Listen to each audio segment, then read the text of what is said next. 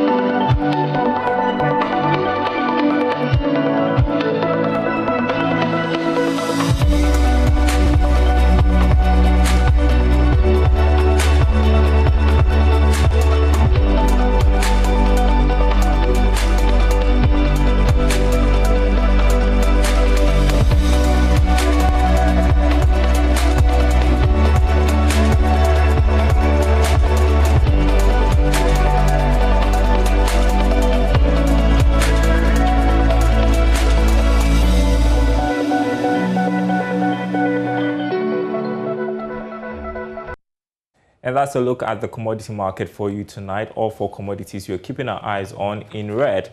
Gold losing about $21 to hover around $1,712 an ounce. Well, tonight we head to Parliament where the House has approved the nomination of Ken Ofori-Atta as Minister responsible for Finance. This comes after the Appointments Committee by consensus recommended his approval to the House. Now, debating the report of the committee, several MPs from the minority side raised reservations over the responses of the minister-designate when he appeared before the vetting committee. Parliamentary correspondent Kwesi Parker-Wilson joins me with more on that story. So what exactly about the finance minister-designate's responses was the minority side of the House not happy about? Well, so if you listen carefully to the minority leader, that's JoyNews issue, he was not satisfied with the answer provided by the minister with regards to how GRA recruited McKinsey as a revenue collector agency to generate revenue for GRA. He believes that there was a breach of the procurement laws. And as a matter of fact, he and his side are insisting that the minister provide further details of how it's settled on McKinsey as the revenue collector, because in the view of the minority, there are a number of agencies here in Ghana who have the competence and the capabilities to equally execute the mandate or perhaps carry out the functions that McKinsey is currently executing. And so they do not understand why that should be the case. Again, there were concerns about the recruitment of data bank staff to the Finance Ministry. The minority leader, JoyNews, again says that he doesn't understand why that should happen. So they want to know the terms of agreement or the contract between the staff of Data Bank and the Health and the Finance Ministry, because they suspect that there was some dubious recruitment that went on at the time that Mr. Ken Ofori-Atta was recruiting these individuals. So these were the major concerns raised by the minority leader, JoyNews. And it's also worthy to note that when he made those pronouncements, the majority leader himself, or Chairman Sabonso, was in the House, and he pleaded with his colleagues on the other side to approve the nomination of Ken Ofori-Atta as the finance minister, and indicated that if there are concerns, the minister will be made to provide the necessary details and every information that the minority wants with regards to his function as a minister. And so he pleaded with the speaker to put the question, and that was when the speaker put the question, and the ayes had it, that by voice votes, and the House approved him as the finance minister.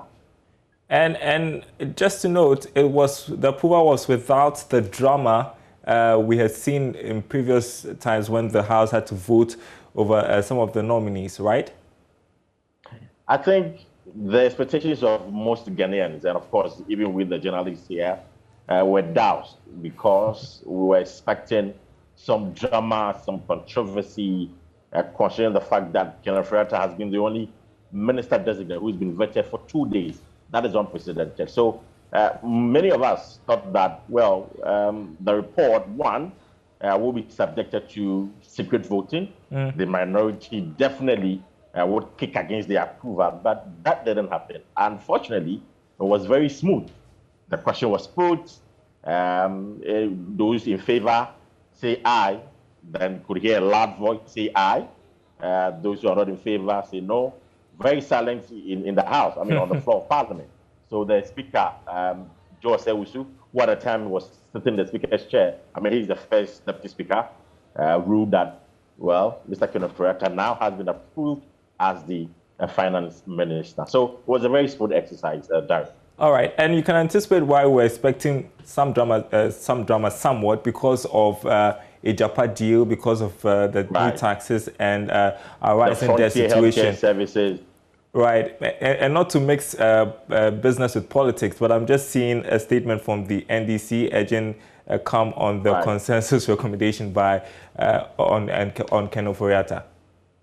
And Daryl, I have the statement with me right here. Now, if you look at the composition of the statement, this statement was expected to be out in the morning, but it appears that it delayed because if you read the caption, it says that NDC urges calm on consensus recommendation of Kenneth Friata.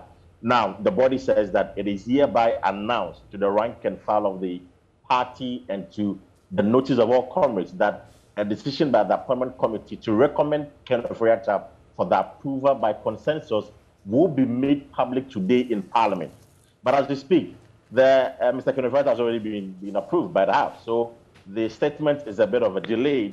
I checked with my sources within the NDC camp, and I was told that, yes, in fact, it was the intention to release the statement to the public in the morning, but they don't know why it delayed to the media around this time. So even though the impact that they want, they won't get it, but at the end of the day, they want to communicate to their rank and file that they need to remain calm because the leadership of the party, including the minority leadership here in Parliament, know what they're doing. All right, Chrissy Parker-Wilson there. Thanks very much for the update. We appreciate it. Joining me is Head of Financial Advisory at Deloitte Ghana, Yao Latte, to discuss this further. Yao, no surprises, right? So I think, to be fair, the Minister of Finance has gone through a lot to get to this point. So some of the questions that were posed to him were not surprises to us. We expected them to be asked, covering the financial cleanup and all the issues around the JAPA and taxes and then contracts that have been awarded to related parties or related entities. And for the first time, I guess you have the minister who was vetted in 2 days. And so a lot has gone in, and I guess the minister also provided some necessary documents to allow for some form of consensus building ahead of the final approval today. So what do you think the next 4 years is going to look like for our economy with Kenneth Friata in charge? Yeah, so I think if you look at the target that has been set by government, as we look at the main targets or the major macroeconomic indicators, we are looking at going to a deficit of less than 5%, which the law mandates us to get to by the end of 2024. So we are not even seeing the deficit going below the fiscal responsibility gap of 5% anytime soon. So that is a difficult one, particularly in the year 2021, when we are where we are in now. We expect to end the year at a deficit of 9.5%. That is not too ambitious, but it's going to be difficult because we are going through the challenges or the adverse effects of the pandemic. And so government has had to take some hard decisions, including increases in taxes, particularly indirect taxes, which we know are likely to have the impact on businesses. So there's going to be increases in goods price of goods and services. And if you're not careful, some unintended consequences would arise. We've also had instances where some taxes have been introduced, particularly for the banking sector, for instance, where we are having profit before tax increased by 5 percentage points over and above what used to be there, the national stabilization levy of 5%. So we have the banking community also complain about that. So I know that it's not going to be a smooth year because, like the minister himself rightly said, if you're a finance minister and you are liked by the people, then you're probably not doing your work. So we expect the minister to take the hard decisions, be able to explain to all the stakeholders that are affected by some of these hard decisions, and then stand by them.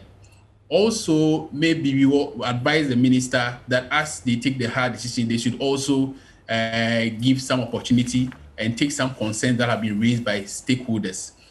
For instance, the banking sector, the banking community is very worried because we've signed on to AFTA to be competitive. You can't have a banking industry that is being taxed at about 35% when other countries in Africa have banks that are being taxed at less than 25%. That doesn't make our banking sector competitive. In the same way, the taxes that have been introduced, does it make our businesses competitive enough to take advantage of the opportunity that is offered by AFTA? If the taxes are going to increase the price of goods and services in Ghana, then in the AFTA community or the Africa Continental Free Trade Area community that we have joined now, our goods in terms of price will not be competitive. So I think these are some of the considerations that the minister will have to look at and then take into consideration some of the concerns that have been raised. If there's a need to review the taxes, they have to review them. All right, I'm going to put you on the spot and ask you how confident you are about his ability to, get us to recover from the impact of COVID-19. Yeah, so I think to be fair to the minister, there were some hard decisions that needed to be taken, and they did take them. So, for instance, the banking sector cleanup, there was clear evidence that there were challenges in the banking sector, and the minister, through the government entirely, took the decision to stand by what they wanted to do. And today, there's confidence in the banking sector, to be fair to government. But I think what is important is, whilst we are taking those hard decisions, we should also be mindful of some of the concerns that have been raised by stakeholders, so we avoid the unintended consequences.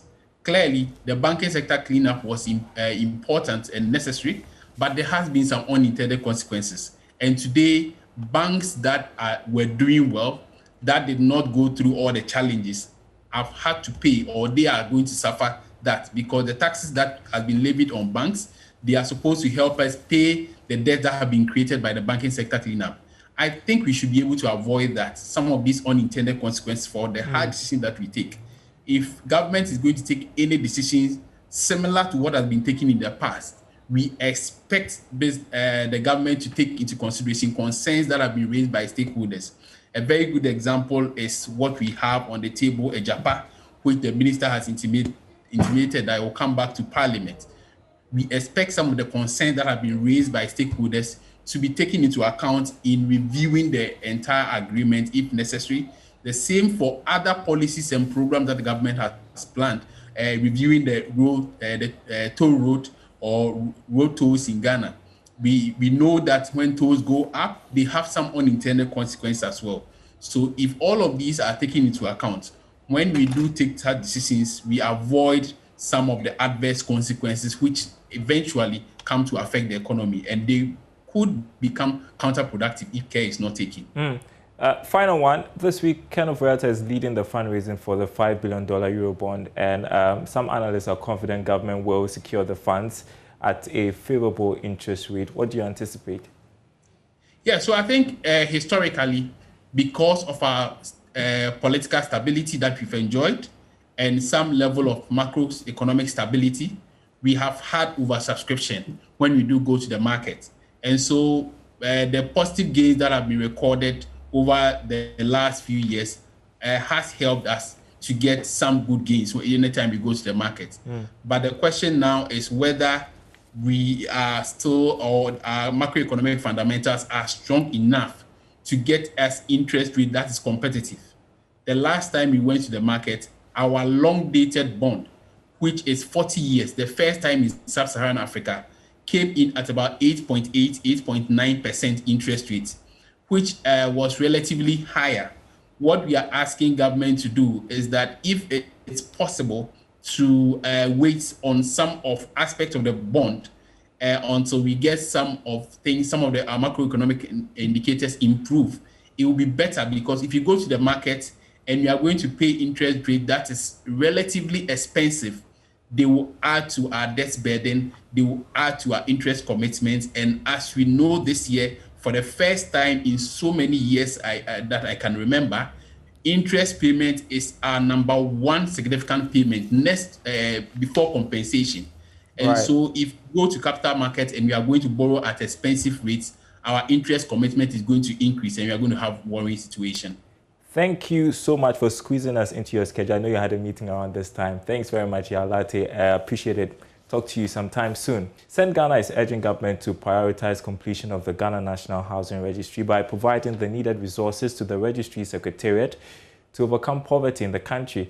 In a media engagement to present the assessment of the 2021 budget and economic statement, Country Director of Send Ghana, George Osei-Akoto, said the move will ensure effective targeting of extremely poor households for social protection delivery. There is more in this report. In a media forum to present Send Ghana's assessment of the 2021 budget and economic statement, Country Director of Send Ghana, George Osei-Akoto, called for progressive tax measures, including enhancing the efficiency in the collection of property tax, with taxing high net worth individuals and reducing excessive tax holidays for multinational companies to complement other sources of revenue generation. For government to bring back the luxury tax, except to say that, to caution that the categorization will have to take into account those that will have negative multiplier effect on the poor. If somebody is riding his V8, the poor has no business with it. So we must tax those people for them to pay, for us to use those to fund social spending. Other progressive tax measures, such as enhancing the efficiency in the collection of property taxation, taxing high net worth individuals, reducing excessive tax holidays for multinational companies should have been looked at as well. It is just simply too much to give tax holidays to these people. Send Ghana also appealed to the government to complete and resource the Ghana National Housing Registry Secretariat to ensure effective targeting of extremely poor households for social protection. Our own social audit of the COVID-19 alleviation program confirmed that some vulnerable people, including street children and homeless people, were excluded at the height of the crisis when cooked and uncooked food, in particular, were distributed by the government and other benevolent organizations. This was largely due to several factors, including a lack of comprehensive and reliable data on vulnerable population for social protection programming. Prioritizing the completion of the GNHR by providing the needed resources to the Secretariat is a sure way to overcome this challenge. Send Ghana's preliminary assessment of the 2021 budget statement and economic policy focused on key sectors including health, water, sanitation and hygiene, education, agriculture, social protection, as well as child welfare and taxation. The analysis also identified some cross-sector and sector-specific concerns. Nicholas Brown's report for Joy Business. Now, the Ghana Real Estate Development Association is seeking support from development partners and government to undertake strategic moves to track down illicit financial flows in the housing sector. President of the association, Patrick Ebobomfo, spoke to Joy Business after addressing a national workshop on enhancing anti-money laundering compliance by designated non-financial businesses and professions in Accra. Here's a report. Urgent call for support in monitoring and tracking illicit money flows is as a result of the recent evaluation report, which highlighted the real estate sector as the weak link to anti-money laundering activities, a situation which has potential adverse implications on national and regional efforts in combating money laundering and terrorist financing. After a short message to participants at the workshop by the ECOWAS members, Patrick Ebo Bonfo told Joy Business the association can implement measures to reduce the canker if necessary support, including finance, is provided. When we talk about support, logistics support, it all boils down to financial support anyways, because we need to be able to install or implement systems that can best track such, anti-money laundering related transactions in our sector. And to do all of this, if you have to bring all of this on board and set up such financial or IT infrastructure to even deal with it, it involves a lot of financing. And given all the expenses and the level of the challenges that we are already facing in this industry, vis-a-vis, what the COVID has done to all of us, I think that it's about time that the bigger players in the industry, relevant countries, should be able to sit with us and help us come out with things that can be done to help the fight. Meanwhile, Minister of State for Works and Housing, Dr. Frida Prempeh, has assured that relevant regulations are being worked on to ensure that the issue of money laundering in the real estate sector is dealt with appropriately. If that the Ministry of Works and Housing is there to support GREDA, we're working closely, collaborating with them all the time. But like I said, we don't really have a well-structured data on real estate developers. Apart from GREDA, which is well organized, they don't even have the full complement of members in the housing industry. So it's about time that they open their tentacles to ensure that the individuals who are going into real estate development, those are even the ones who are selling outrightly to these people, these criminals who come with a lot of money to buy houses in dollars. And it's becoming a serious issue. So I think that once we're able to put systems and structures in place, we're able to have a database to start with on these landlords or real estate developers. We'll be making a headway. So yes, the ministry will support them. They've always been there. We've always been there for them. But just that we don't have them collectively as a group. And that's one area that we need to address. The primary objective of the workshop on enhancing anti-money laundering was to provide supervisors, self-regulatory bodies, and real estate professionals with requisite knowledge on the vulnerabilities, methods, and channels used by criminals in the real estate sector to launder money. Now, President Akufo-Addo is in Spain, where he has been touting the Continental Free Trade Agreement. Take a listen to what he's been saying. As President of the Republic of Ghana, I believe the time has come for Africa, Spain, and indeed the rest of Europe to establish a sustainable strategic partnership based on trade and investment cooperation on the exchange of value-added transactions. It would obviate the resort to aid which has not achieved its purpose. Hence the mantra of Ghana Beyond Aid, which is the overarching goal of Ghanaian public policy. Indeed, a very important plank of this new strategic partnership between Africa, Spain, and Europe would be the strong support for the African Continental Free Trade Area, AFCFTA, which began trading on 1st January. The AFCFTA will link all the 54 markets of Africa, covering 1.3 billion people, into a single market. It is the world's largest free trade area outside of the World Trade Organization itself.